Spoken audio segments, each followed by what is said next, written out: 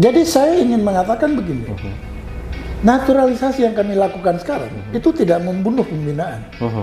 Kami lagi mengajak pulang anak-anak bangsa yang ada di luar untuk kembali ke Indonesia, ya kan?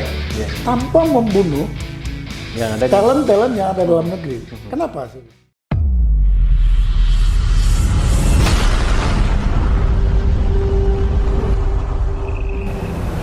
Halo Sobat Gan, salam pembinaan. Kali ini kita akan membahas tentang hal yang sedang hangat di publik sepak bola Indonesia, dan kita kedatangan orang yang sangat pakar lah di hal yang lain, tapi sekarang ini ditugaskan oleh PSSI untuk mengurus hal itu. Persoalan apa itu? Adalah persoalan naturalisasi. Kita sebagai para pembina olahraga tentu agak sedikit tergelitik dengan beberapa komentar-komentar orang bahwa ketika ada naturalisasi, buat apa ada pembinaan?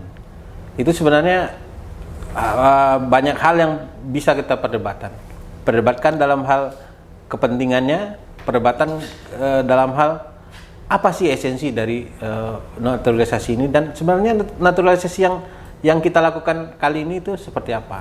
Nah, kita bincang-bincang dengan Bang Hassani Abdul Ghani yang kebetulan ditugaskan oleh Ketua Umum PSSI untuk mengatur dan istilahnya menjadikan proses naturalisasi kali ini. Selamat siang Bang Hassani. Selamat siang Mas. Wah, agak gemetaran nih. Kita langsung aja. Jadi ini isu naturalisasi yang sekarang ini itu berawal dari mana, Bang? Oke, ini sebenarnya kalau saya dengar dari Sintayong, naturalisasi ini telah dibicarakan oleh Sintayong itu 2 tahun yang lalu. Pada saat dia baru kontrak, setelah dia lihat materi pemain yang ada, dia bilang kalau memang ini untuk mengejar target seperti yang dibebankan kepada saya, kita perlu pemain tambahan. Nah, saya nggak tahu ada kejadian apa, tapi saya sudah cukup lama mendengar sebagai Esko, kan kita dalam rapat mendengar gitu.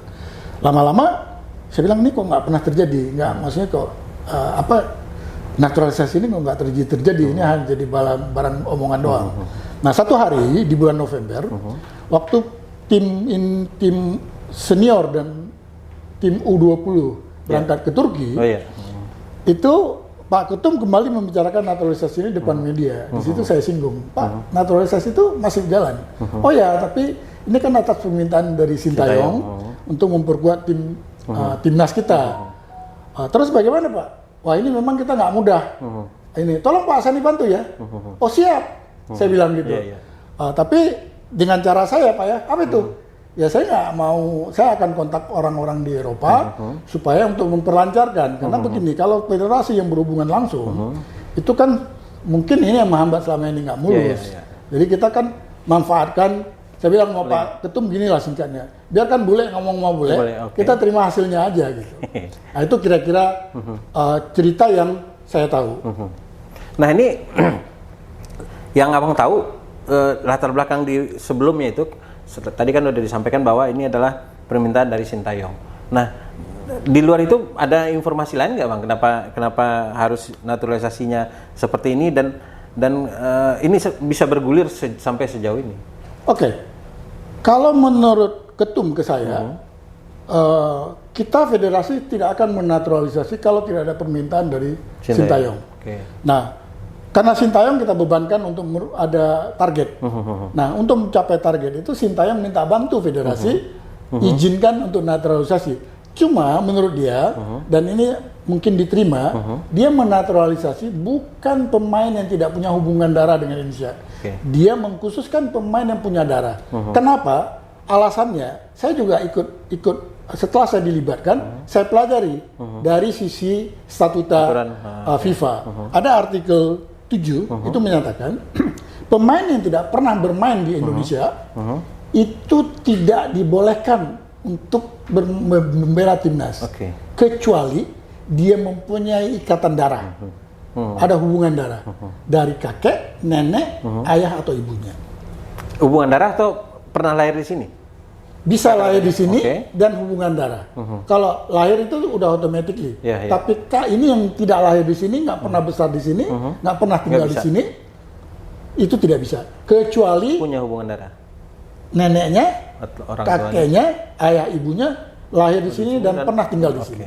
Itu artikel 7 untuk supaya artikel 9-nya waktu perpindahan federasi mulus. Oh, oke.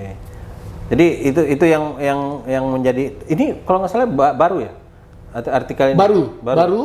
Nah, lalu yang kedua yang membuat saya dengan Sintayong akhirnya saya dukung dia. Dia tidak mau memilih pemain sembarang pemain. Nah, dalam diskusi saya beberapa kali terakhir saya ketemu dia, dia mengatakan banyak orang kasih nama ke saya. Tapi saya nggak mau kalau materi itu masih sejajar dengan yang ada di lokal. Bukan di atasnya pemain lokal yang ada gitu. Dia mau pemain yang di atas yang di lokal. atas. Dan itu kan banyak orang juga kritik. Kenapa harus ada naturalisasi? Ya saya pikir kalau 4 itu masih oke lah. Kalau lebih dari itu tentu saya juga tidak setuju. Nah, tapi oke lah itu nggak apa-apa kita perdebatkan. Mungkin nanti bisa kita kita diskusikan selanjutnya. Tapi dasarnya adalah STY ingin membangun timnas ini menjadi yang terbaik. Tidak saja di Asia Tenggara, tapi dia mau di Asia. Itu dari beberapa diskusi Bang Sani dengan STY. Jadi memang dia ingin pertama ya sebagai profesional ingin mencapai apa yang dibebankan ke dia, kontrak dia harus ini. Kemudian juga menginginkan bahwa sebenarnya kan kalau seandainya level timnas kita naik kan imbasnya juga banyak macam-macam. Oh, sangat luar biasa. Imbasnya itu akan menaikkan grade timnas, otomatis pemain timnas atau pemain lokal akan naik. Ya. Dan ketika terjadi undian-undian untuk turnamen-turnamen Asia atau ini, kita akan disidit yang lebih bagus daripada di pot yang terbawah yang akan bertanding dengan tim-tim yang di atas kita. Betul. Nah, berarti ini yang menjadi perbedaan antara naturalisasi ketika angkatan pertama, angkatannya 2010 Christian Gonzalez dengan yang sekarang. Ya, juga perbedaan gini. Yang 2010 sepengetahuan saya itu diambil naturalisasi pemain yang bermain di liga lokal. Tapi yang datang dari luar negeri, seperti Gonzalez datang dari Uruguay, terus Beto datang dari Brazil. Nah, dia sudah bermain di Indonesia selama 5 tahun, itu bisa diajukan. Yang ini kali ini berbeda. Kita mengambil pemain Indonesia yang pernah imigran Indonesia yang berpindah ke luar negeri. Artinya memanggil pulang. Jadi merah putih calling lah. Republik memanggil lah gitu. Betul, Republik memanggil lebih cocok. Iya, memanggil. Nah, berarti ada sebuah titik temu antara aturan FIFA dengan aturannya negara sendiri. Nah, itu sejauh mana Bang Hassani mengeksplor sampai menyatukan yang namanya aturan FIFA dan aturan negara sendiri? Ya, jadi it's a good question. Karena kalau kita dari FIFA-nya udah mulus tapi peraturan negaranya tidak mulus, jadi nggak bagus juga. Nah, benar, pemain yang tidak pernah tinggal di Indonesia, menurut Undang-Undang Kewarganegaraan, kalau saya nggak salah, Undang-Undang nomor 12, itu ada satu pasal, yaitu pasal 20, di mana hak istimewa. Walaupun orang itu tidak pernah tinggal di Indonesia. Dia dibolehkan untuk kepentingan negara. Nah, dalam hal ini, kalau pemain tersebut kita ambil untuk kepentingan klub, pasal itu tidak berlaku. Tapi yang kita ambil inilah kepentingannya buat timnas. Artinya kalau buat timnas, itu kan dia membela negara. Dia akan menjadi pahlawan buat negara. Harapan kita, dengan ada 4 naturalisasi ini, timnas naik kan. Ini kan kebanggaan. 250 juta penduduk. Wah, luar biasa. Nggak menang aja hari ini udah luar biasa. Kalah 4-0 aja masih ada kebanggaan gitu. Betul. Nah, itu sebenarnya harapan STY, harapan kami di federasi, tentu harapan bangsa ini juga. Maka pemerintah sangat mendukung. Ya, kalau dalam undang-undang kewarganegaraan itu kan ada 3 cara kalau nggak salah. Pertama adalah tinggal menetap selama 5 tahun berturut-turut atau tidak berturut-turut 10 tahun. Kemudian dengan jalur perkawinan. Ketiga jalur yang kepentingan negara. Kalau untuk klub 2 itu bisa dipakai. Bisa dipakai ya. Yang ini kan agak susah kalaupun ini dipakai. Kalau tidak untuk timnas kan nggak ada gunanya jadinya. Nah, ini sebenarnya yang menjadi kritik juga. Tapi oke lah itu itu kritik aja kan. Kalau ya artinya Mas Ainul tidak kritik nggak enak gitu. Artinya sebenarnya naturalisasi yang tidak bisa untuk timnas ya harusnya belum bisa dijadikan untuk bermain sepak bola. Jadi warga negara oke, tapi menjadi warga sepak bola Indonesia itu sebenarnya kan Saya agak bertentangan. Kenapa? Karena itu hak individu orang. Iya. Di Undang-Undang Kewarganegaraan ada pasalnya yang mengatakan boleh. Jadi sebenarnya kalau dia bisa mampu menjalankan artinya 5 tahun, terus ada unsur perkawinan, saya bilang Ya, sebagai warga negara oke. Tapi untuk bermain di Liga Indonesia statusnya tetap menjadi pemain asing sebelum dia diklirkan oleh FIFA untuk bisa bertanding. Artinya bendera dia sebagai pemain sepak bola itu masih bendera orang lain gitu kan. Ya, itu bagian lain lah. Kita membahas tentang naturalisasi 4 pemain yang diminta oleh jadi artinya jumlah pemain yang diminta oleh Sintayong ini 4 atau memang untuk tim senior 4. Kali ini untuk senior apa? Nah, apakah tidak ada permintaan untuk yang U20 yang mau bermain nantinya atau sekalian? Sejauh ini kita belum berbicara tentang karena ini aja kita belum beres kan. Iya. Jadi kita baru step di senior. Kalau ini nanti urusannya udah beres, mungkin kita akan berbicara di U20. Atau mungkin STY cukup percaya diri dengan pemain-pemain lokal yang U19 sekarang ada untuk U20. Menurut dia U19 sekarang jauh lebih bagus daripada U19 sebelumnya. Oh, yang dia persiapkan untuk Ya. Piala Dunia tahun 2000 tahun depan ya. Ya, mudah-mudahan dengan ini bisa menepis bahwa naturalisasi ini adalah hal yang untuk menghilangkan pembinaan. Buktinya U19 masih tetap pakai. Jadi saya ingin mengatakan begini. Naturalisasi yang kami lakukan sekarang itu tidak membunuh pembinaan. Kami lagi mengajak pulang anak-anak bangsa yang ada di luar untuk kembali ke Indonesia. Ya kan? Ya, ya. Tanpa membunuh Yang ada talent-talent yang ada dalam negeri. Kenapa saya bilang? Ada 30 atau 25 orang yang dipanggil. Kalau cuma 5, itu kan ada kesempatan 20 pemain lagi. Benar. Itu satu. Kedua, saya melihat selalu kita manusia, kalau dikasih lawan, challenging, itu timbul motivasi. Nah, Ya. kalau ini terjadi, motivasi ini terjadi, kan mengangkat talent yang sebenarnya yang dimiliki oleh setiap individu. Benar. Ya kan? Tapi kalau kita manja, terus kita anti orang asing misalnya, Mas, hari ini sepak bola sudah Iya. kiblatnya modern. Iya, iya. Jadi tidak ada lagi yang namanya border, batasan. Ada orang mengatakan begini, orang Prancis itu kan bukan Iya. datang dari luar, Iya. tapi dia besar di Prancis. Iya, iya. Ya iyalah, Dia banyak yang karena dia datang ke Prancis. Iya. Kalau negara kita kayak Prancis, orang juga datang ke kita. Nah, kita karena sama kayak negara Afrika, maka orang kita pergi keluar. Maka banyak di Prancis yang tidak main di Prancis atau dia pergi ke sana. Ada satu contoh, keluarga Boateng. Iya, iya. Yang Ya. satu main di Jerman, yang satu satu di Ghana. main di Ghana. Ghana. Itu contoh-contoh yang saya katakan naturalisasi hari ini bukan sesuatu lagi big news. Sudah menjadi kebutuhan. Ya. Tapi inilah menjadi asimilasi kerjasama antara pemain lokal dengan pemain yang bermain di luar. Itu. Kedua, yang harus diperhatikan, pemain lokal kita dengan adanya pemain yang besar di Eropa bertemu dalam sebuah tim, contoh timnas, maka dia melihat, oh Pratama, oh Asnawi atau siapa nanti, bagus, gua rekomen deh main di Eropa. Iya, iya, iya. Contoh, Bisa jadi. Asnawi, apa bisa bermain di Korea kalau STY bukan pelatih Iya. kita? Nah, koneksi-koneksi seperti ini juga harus dilihat. Iya, iya. Jadi harus dilihat lalu dari kacamata yang positif.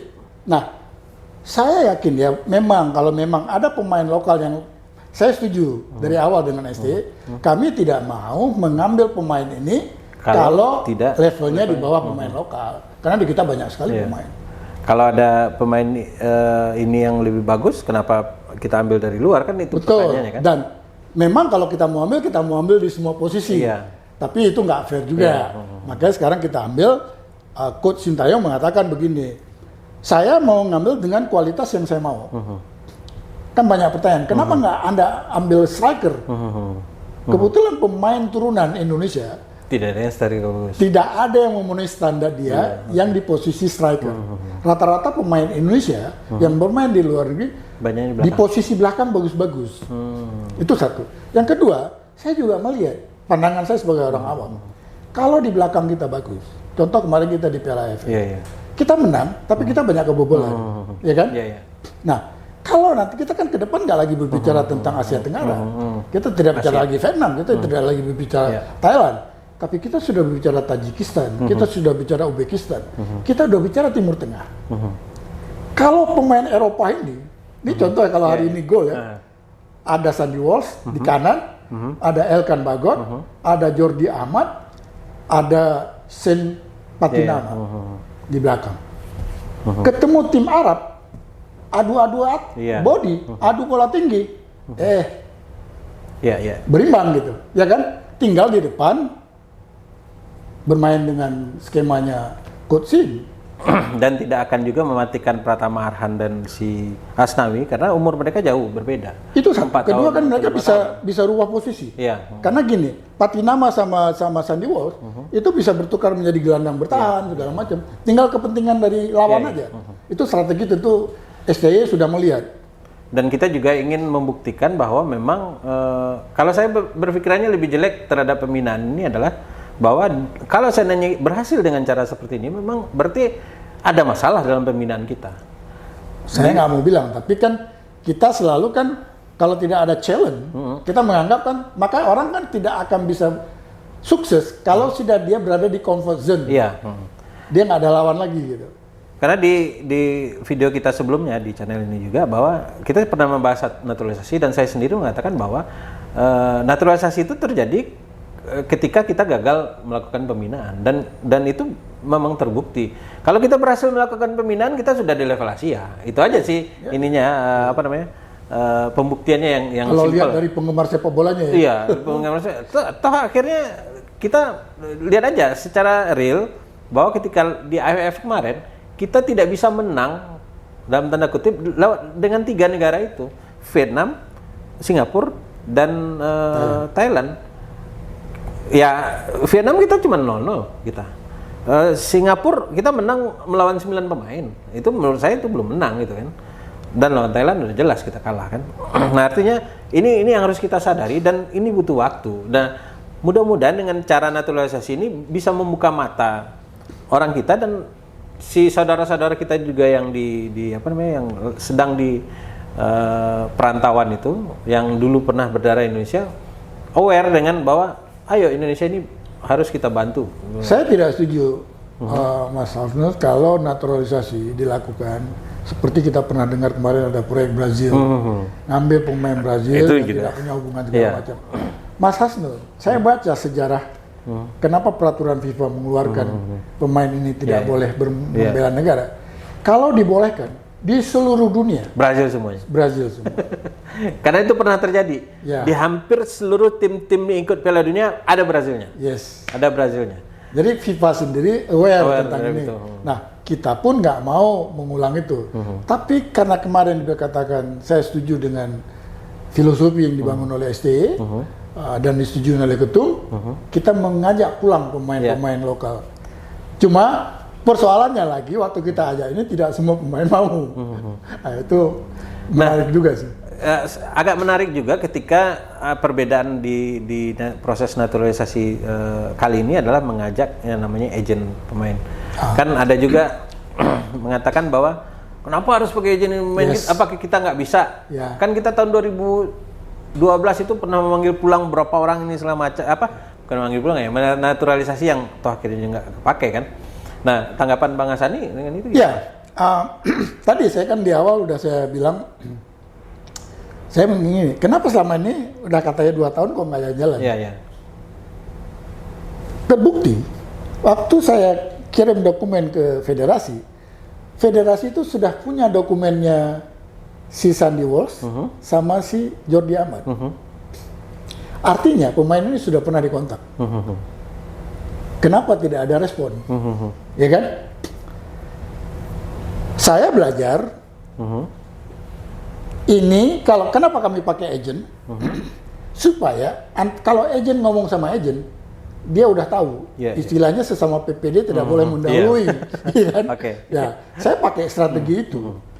Nah, saya bilang dengan ketum, biarkan agen sama agen, kita tunggu hasilnya. Oh, ada lagi orang mengatakan, ini pasti biayanya besar sekali. Tidak, karena pemain tidak kita bayar.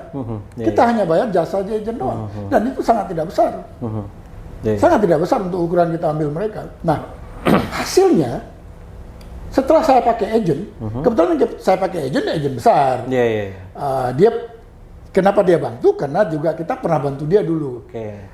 Dia kan zaman Pak Erik jadi presiden Inter Milan, dia supply pemain ke Inter Milan. Jadi akhirnya dia bantu kita karena ada jasa itu. Jadi nggak lepas dari Pak Erik juga rupanya nih ya. Ya, kita harus berterima kasih pada Pak Erik gitu. Suka tidak suka sama Pak Erik kan gitu. Kalau gua harus suka, Bos. Nggak, artinya sedikit banyak ada juga hubungannya dengan ketika Pak Erik ngambil Inter Milan waktu itu kan? Oh iya, ini kan efek dari itu ada, impact-nya pasti ada. Nah, waktu dia bilang oke for you. Yang gua minta tolong sama dia bukan kelasnya dia. Agent gua ini salah satu kliennya tahu siapa? Kiper Liverpool, Alisson. Oh, Alisson Becker. Yes, itu kliennya dia. Terus gua ajak pemain yang dia nggak kenal, tapi karena dia ingin bantu kita, dia mau bantu. Karena dia yang ngomong ke manajer pemainnya, sama agent yang ada di Belanda, lain responnya. Ya, artinya kan ini tidak hanya karena pemain kita atau pemain luar negeri lah, pemain asing atau pemain di Eropa itu, dia percaya agent karena agent lah yang paham soal aturan ini segala macam. Dia kan taunya hanya law of the game ya dia yang tahu kan, tapi soal aturan-aturan segala macam kan, segala macam dia akan tanya ke agentnya. Kalau kita langsung ke pemain dia akan ragu gitu kan. Termasuk salah satunya ada kasus yang 2 tidak jadi itu kan menurut saya memang kan karena tidak clear di awal dia. Kalau dia udah tahu di awal nggak akan terjadi seperti ini. Betul. Nah, kita masuk ke calon pemain yang tadi Abang udah sebut 4 orang. Memang 4 orang ini asalnya dari siapa namanya, Bang? Oh, semua pemain ini datang dari STI. Nah, yang 4 pertama ini siapa? Sandy Walsh. Ada Sandy Walsh, ada Jordi Amat, ada Miss Hilgers, sama Kevin Dick. Kevin Dick, bukannya Orat Mangun? Itu waktu Kevin Dick tidak respon, dia menawarkan Orat Mangun. Nah, begitu Kevin Dick merespon, dia lebih pilih Kevin Dick. Nah, dari 4 ini yang akhirnya jadi Jordi Amat dan sama Sandy Walsh. Yang lain nggak jadi itu. Miss Hilgers sudah mau, tapi jadi begini, Miss Hilgers ini kan lagi rising star, main di klub 20, lagi bagus, terus main di Belanda gitu. Bukan. Jadi setelah waktu di orang tuanya mengundang si agent manajer yang di Belanda bertukar pikiran, plus minusnya kalau dia pilih WNI apa? Ternyata banyak minusnya buat kalau dia berkarir di Belanda. Jadi orang tuanya bilang ini, waduh, kecuali si pemain kita ini main di Indonesia. Itu different story.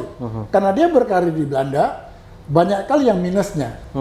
Karena aturan dari Liga Belandanya. Oleh pertimbangan itu dia bilang jangan dulu deh. Jadi dia tidak menolak, tapi dia menolak halus, tidak dulu deh. Ya, kita juga harus ngerti kan dia karirnya ada di sana. 4 ini Belanda sekarang ininya. 4 kebetulan Belanda. Tidak, bukan. 3 Belanda. Jordi Amat itu Spanyol. Oh, malah Spanyol dia. Ya. Nah, kita bedah satu-satu. Sandy Walsh ini sekarang main di mana, Bang? Di Belgia.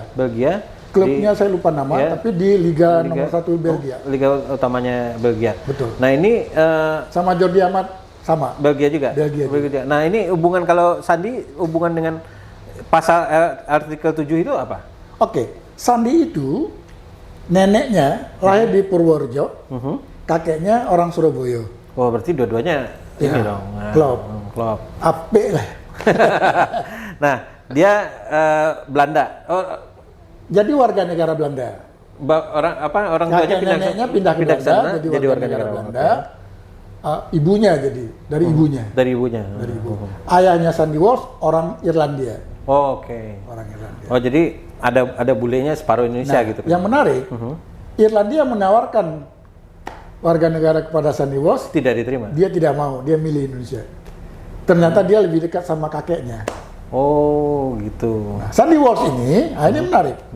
Dia bukan masalah, kan ada mengatakan value naik, Iya. masalah uang. Iya. His love, kecintaan dia Terhadap kakeknya. terhadap kakeknya dan ingin dia bela kepada negara kakeknya sambil dia perlihatkan kepada saudara-saudaranya, gua sekarang bermain untuk negara Republik Indonesia. Itu Sandy Walsh. Ya. Menarik ya. Nah, dia umur berapa sekarang? Sandy? Kalau nggak salah saya 26. 26. Oh, masih lagi mangkal-mangkalnya kalau Ya. ini kan. Yang agak sedikit tua Posisi? Jordi Ahmad. Posisi? Back Back juga ya. back kanan dia. Nah, kalau Jordi Jordi 29. 29. Ini historical. Kalau Jordi itu ayahnya orang Spanyol, ibunya orang Belanda. Dari ibunya, neneknya itu orang Makassar. Lahir di Makassar. Dan itu datanya udah cukup semua. Cukup, Udah clear karena saya begitu pertama dikasih, begitu saya hubungin mereka, dokumen itu yang saya penting. Maka agak lama waktu di awal-awal. Banyak netizen, kok lama bener. Ya, saya harus nyari dulu. Ya, supaya kita nggak salah secara legal. Nah, itu Jordi Ahmad. Kalau yang Mes Hilger? Miss Hilger itu ibunya orang Manado. Ibunya orang Manado. Ya. Ibunya langsung. Ibunya langsung. Oke. Orang Jadi Manado. bapaknya Belanda. Bapaknya Belanda. Bapaknya Belanda. Kalau Tapi Kevin Dick itu keluarga dari Maluku. keluarganya dari Maluku. Ya. Dua-duanya Maluku. Saya nggak tahu apa ayahnya apa ibunya. Nah, Kevin nggak jadinya kenapa, Bang? Kevin itu katanya timnas Belanda lirik dia.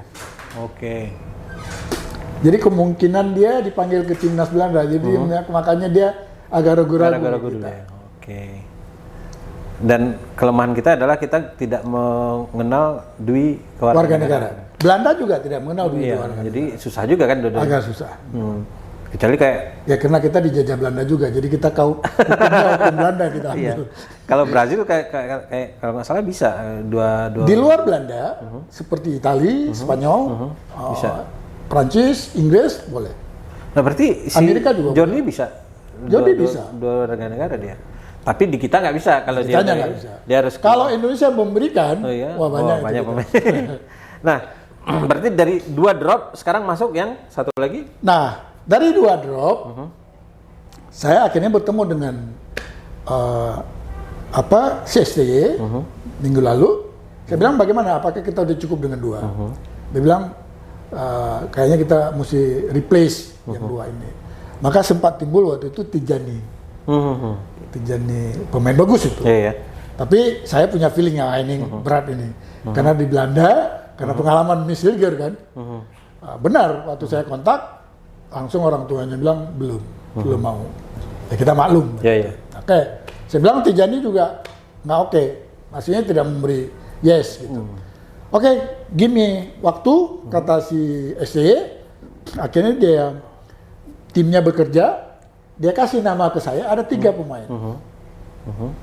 Satu, jadi dari 3 ini ntar kita pilih 2. Iya. Jadi dia kasih prioritasnya. Ada satu prioritas nomor 1, saya lagi kontak dalam 1-2 hari ini Kan jadi, akan ada yes or no. Iya, Oke. Nomor 2, si Patinama, Ini dari? STY. Enggak, maksudnya asalnya? Patinama ini pemain Belanda, besar di Ajax, pernah main di Utrecht, sekarang main di klub Viking di Liga Norwegia. Oke. Mungkin dia tahun depan udah main di European, Iya. karena timnya nomor 3. Iya. Nah, Patinama ini, Shannon Patinama, itu hampir mirip kayak Sandy Walsh. Dia sangat ingin main, jadi responnya sangat cepat. Iya. Nah, kemarin malah saya udah sempat video call sama dia. Iya. Dia lagi berada di Amerika. Iya. Sempat video call, dia bilang, "Oh, I love to join with the Itu di timnas." media kita juga udah keluar itu. Oh ya, pagi ini kan saya rilis. Kebetulan tadi malam saya dapat semua dokumen lengkap dan hari ini makanya saya ketemu dengan tim legal PSSI untuk kalau bisa 3 pemain ini dicepatkan gitu. Nah, kita ngejar yang- ada satu lagi pemain. Kalau yang nomor 1 ini menolak, Ada cadangan lagi satu. ada cadangan 1. Ini dari asal, nggak usah namanya dulu. Asalnya Sama juga. Kalau saya bilang asal semua orang udah tahu nanti. Belanda.